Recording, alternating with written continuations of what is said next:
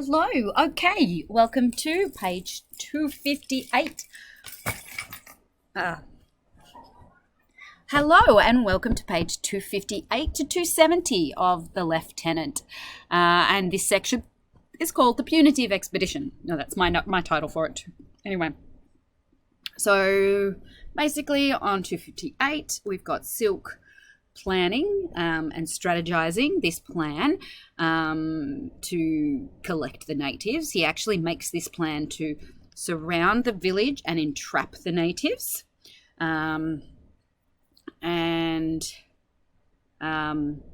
Interesting observation. You may come with me on this little journey. I think Wilstead says, entrap the natives. Wilstead repeated, yes, indeed, a good plan. Silk looked hard at him, but Wilstead's face was bland. Now, Silk could look hard at him for any reason, because he doesn't like being questioned or interrupted.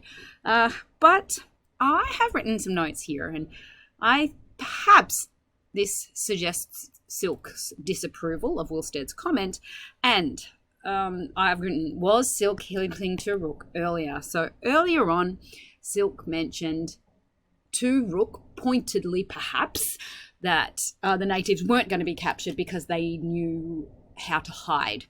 And even when I read that, I was like thinking to myself, is he actually hoping that Rook will make sure that they hide, knowing that Rook has this compassion for the natives? Or am I looking too much into it?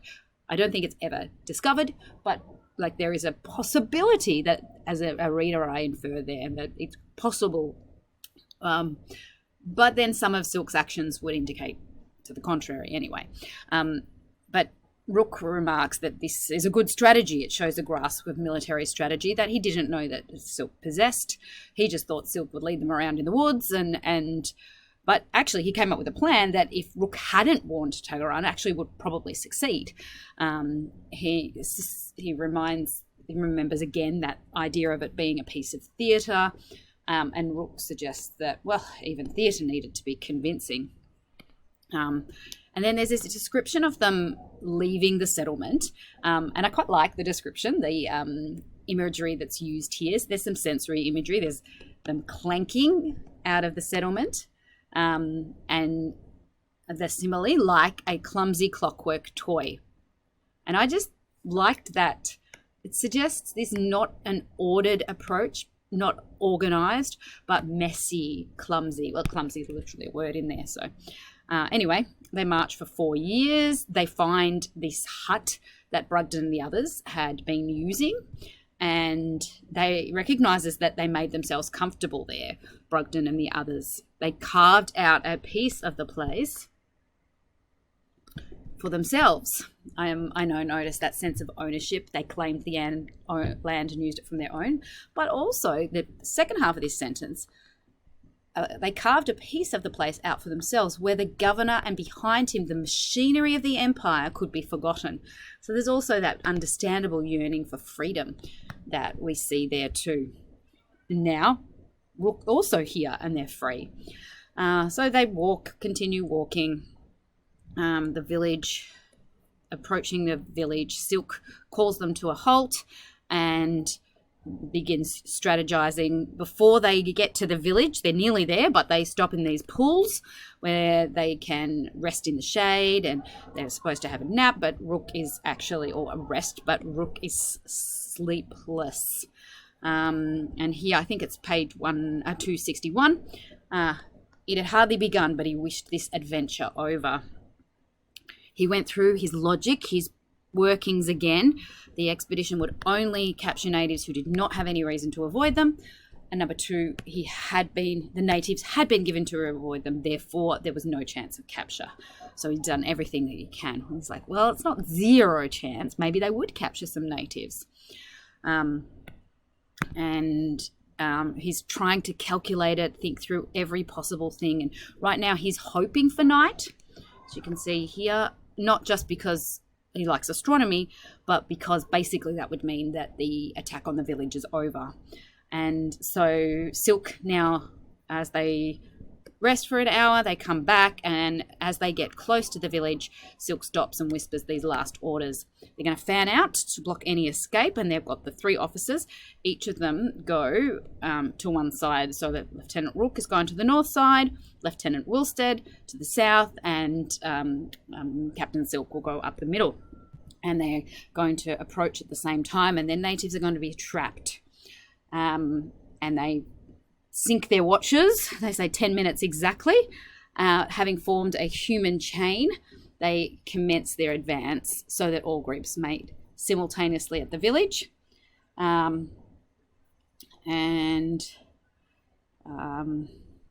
So they, Rook narrates that process of coming from the north, and then they arrive at the village. There's the 9 huts, exactly as been described. So 9 huts means it's actually a small village. It's not a large community group. He remarks that Silk's strategy had been perfectly planned and executed, a maneuver as if it were from a military textbook. The only problem was the natives had not waited to be outflanked. And there's bird sound, and everyone at once turns to look. So if you picture, it's on a promontory, which means it's got water. So it's coming from this way, and from this way. But the natives here in their canoes are actually leaving across the water. And there's 4 canoes. Somebody is pushing one off, and there's 3 other canoes had almost got to the other side of the bank already. And basically they're too far away for the 30 soldiers, this party of armed men, to reach. And Silk tells them, quick, they're not out of range, load and fire. And Rook goes about it, the order, slowly. He follows the order. But by the time the guns were ready, the natives are too far away for any but the luckiest of shot to find a target. I kind of like this description here. It says, one by one he fired, and Rook among them. He fixed on a patch of glittering water far from the canoe, so he's aiming a long way away, and hoped that for once his aim was good. He's hoping not to hit somebody by accident, basically. And he, in the canoe, somebody turned and looked back, far too far away to make out the features, but it was a child. And Rook and the child gazed at each other. And he was piercingly reminded of Tagaran and the stricken look that she had given him. So we don't know who the child is, but he reminds him of Tagaran. And then Silk turns to face them, speaking calmly as if everything had gone to the plan. Well done, men, well done, he says. Tomorrow we will continue our search to the south. And then, here, the soldiers see a native in the water. And the native is actually coming towards them. They kind of debate what to do here, but at the top of 276, you know, he's actually approaching, coming towards us, and Silk gives the order, halt, we will allow him to come to us, don't attack him, don't capture him. And Rook hadn't thought this piece of theatre would look quite like this, but Silk gives this order, do him no harm, he's coming to us in trust. It is in no part of our intention to betray trust, only to punish. And so Wilstead argues and saying, well, aren't we supposed to take any male natives? And Silk says, well, yes, but only by force. What would be the point? Remember, it's supposed to be a punishment. If the native invites himself to be taken, there's no message there for the others. And Wilstead says, so if they run away, we can take them, except we can't catch them. But if they come to us, we must not take them. It's kind of ironic there, and they all kind of have a laugh over that. And who it is? It's actually Warringan, who is coming to them with every appearance of good cheer. And I just noticed this mirroring of the theatre, because a piece of theatre that Silk is intending, it is definitely Warringan putting on his piece of theatre here too, because he's been warned by Tagaran, or by Rook via Tagaran. But here he comes, and he doesn't even flicker any consciousness, no hint of acknowledging a collaborator. He's protecting Rook here. and he's asking them, just as he would do if he didn't know why they were there. Were you hunting kangaroo? Were you fishing? Had you come for something in the trees? Honey, perhaps? And Silk doesn't answer, but instead keeps trying to find Garangare, where is he? And Warringan speaks, but so fast that neither of them know what they're actually saying. And so they use mime, and Silk mimes by walking his fingers through the air, repeating Garangare. And Warringan watches, copies this, but actually improves on Silk's performance. He actually demonstrates like he keeps going with his walking, like he's going a long way. And then he did this gesture across the sky to indicate the passage of the sun, like a day, and basically communicates 2 or 3 times across the sky. He's 2 or 3 days away now, much too far, in other words, for 30 heavily armed and lightly provisioned soldiers to go in pursuit. And so they come back to the beach and they collect wood to heat them through the night. And Wilstead, interestingly here, Warringan actually disappears, and Wilstead remarks, well, they come and go like children. He's a good enough fellow, I suppose, but you could never rely on any of them. When the wind takes them, off they go. Notice that generalization, but also this gross misunderstanding of the culture, that they can't be relied upon because they have different cultural values to the British. But here, when actually the irony here is Warringan actually comes back and he has 8 plump mullet, which is a type of fish. So he's actually gone and got dinner for everybody, and he cooks them and feeds the others. And Silk says, well, he might be a savage, but he does have some idea of quid pro quo, which is you scratch my back, I scratch yours, but say helping one another. And so Rook looks up at the sky. He's contemplative. He sees the star, Betelgeuse, in the sky. And the next morning, they're going to go back to Sydney, empty-handed but blameless. Silk, Rook thinks, is going to come out of this really well. He's going to entertain the governor with every detail. The governor will think him a fine fellow. He'll heap praise on his head.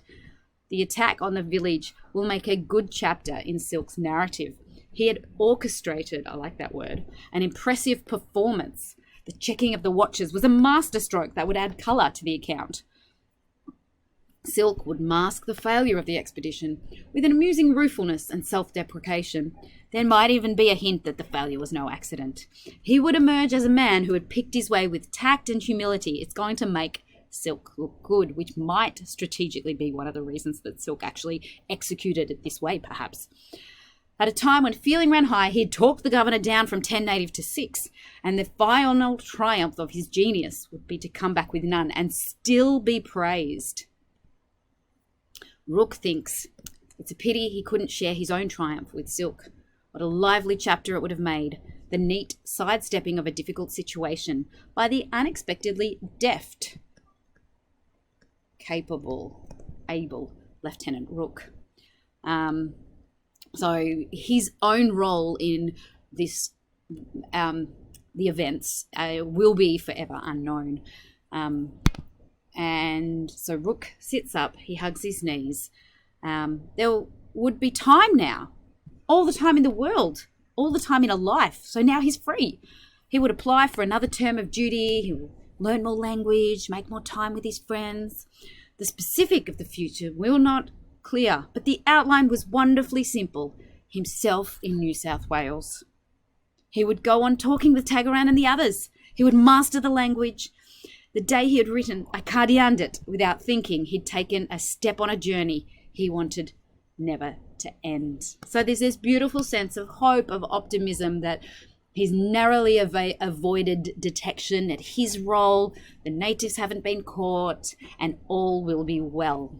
There is still 30 pages to go, though, so maybe not all will be as well as it sounds. Okay, awesome, guys. We'll go on with the next section in the next video. Well done.